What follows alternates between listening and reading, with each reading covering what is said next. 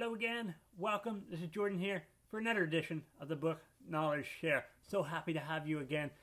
It's another great week. Summer, of course, we got to have great weeks in the summer. And this week, I'm going to share with you a little bit about habits. We all have them. I have them. You have them. Some of them are better than others. But you know what? If we learn more about our habits, we can start to transition some of the bad ones over to the good ones. So really excited to talk to you a little bit about this book.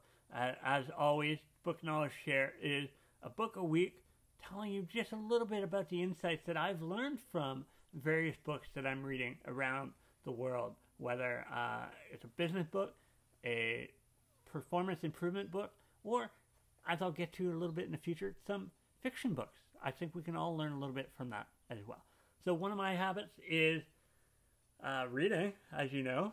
And it's a weekly thing that I do, and then I'm happy to share them with you. So down below, make sure you subscribe. Don't forget to also comment, like, and share these videos. That would be grateful for me. So on to the books this week. We're going to be talking a little bit about The Power of Habit by Charles Duhigg. Another excellent book if you're looking to create some more value in your life, to improve your life little by little, okay? So habits, we all have them. What are they exactly? Well, habits are automated routines that we use throughout the day. And habits are there for a good reason. They help us to get things done. You know, if we had to think about every little thing that we do, then we'd have trouble getting anything done. And that's what habits are for. They're there to help us automate some of the work that we do. Think about brushing your teeth, right? You get up, you brush them, you put them under the water, you put the toothpaste on. You probably do this all very automatically without even thinking about it. And that's really what habits are all about, so that we don't have to think about those little tiny things, those little tiny details in our lives. So a couple things that I got from this book. First of all, that habits are somewhat tricky to update, to upgrade, so to speak. And if we want to upgrade them, if we want to change them, we really need to understand the underpinning things that are going on that make habits really tick. So those things there are three parts of the habit. There is the cue. That's the thing at the beginning that sort of triggers the habit. There's the reward at the end. That's the thing that says, hey, I finished my habit. I get something now. There's a reason for it. And then in between the cue and the reward, you're going to have some sort of routine that gets you from that cue to the reward. So you get a cue, you do a routine, you do a thing, and then you get a reward for doing that thing. So that's really how habits work. Now, if we want to make a change, if we want to make our habits stick, we don't want to change our cue, and we don't want to change the reward. We want to change the routine that is in the middle there. So when we change our routine, what I mean is, let's think about an example. One of the examples in the book was Febreze. Febreze, as you know, is a fabric freshener. They help make your clothes and stinky stuff smell fresh.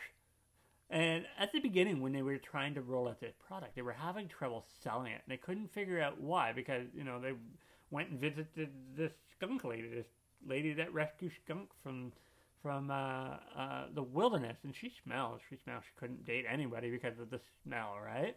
And it's all over everything. And you spray Febreze on it, it goes away. Magically goes away.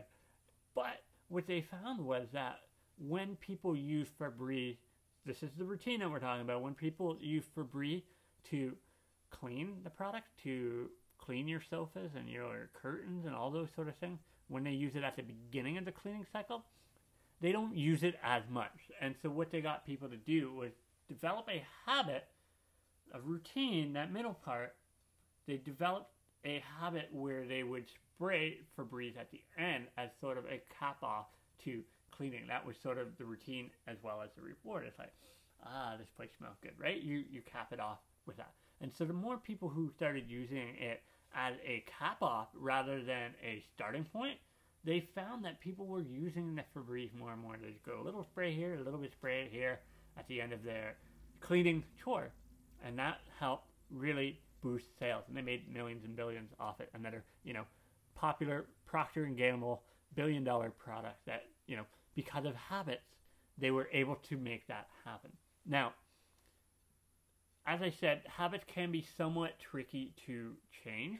One of the key times to make a change with a habit, this is another thing that I got out of the book, is that if you're going to change a habit, do it when you are at adversity, when there is a challenge in front of you, when you're at your bottom, when you think you can go no more, when there's a catastrophe there, or when there's a life change like a birth or a death in the family.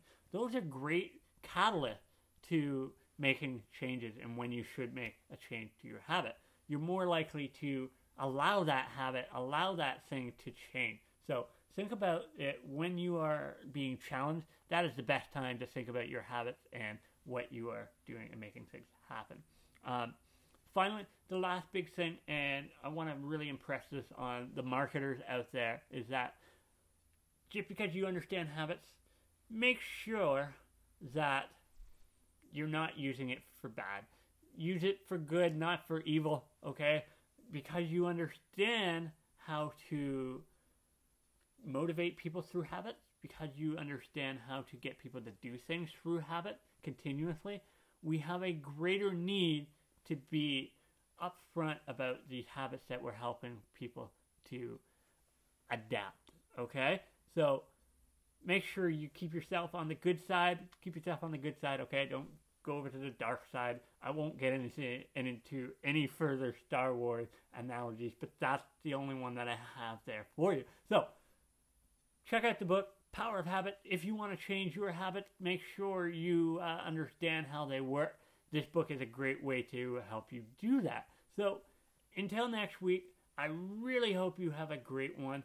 And in the meantime, as well, subscribe to the channel down below. Check out some of the other videos. And make sure you like this. And let me know the comments. Give me some comments. Let me know what you're thinking. Tell me what books you want to hear come up in the future. And you know what? I'll make it happen. So until next week, this is Jordan here, signing off. Have a great one. Bye-bye.